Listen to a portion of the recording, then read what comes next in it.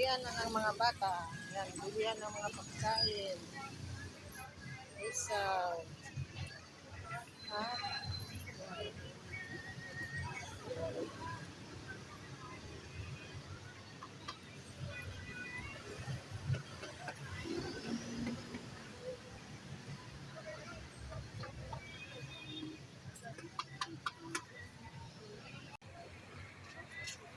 Mangga na may bagoong. Baliktad. Kain tayo, guys. Ayan, guys. Sunduan na. So, dinudumog ng mga bata yung kainan. Yung mga nagbebenta ng mga pagkain.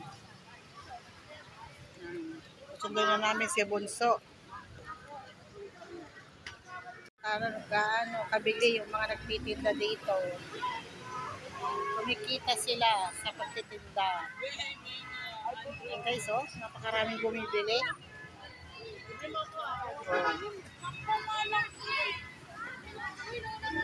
Uwian na. Ayan, gutom na yung mga bata dahil alas-dos na ng hapon.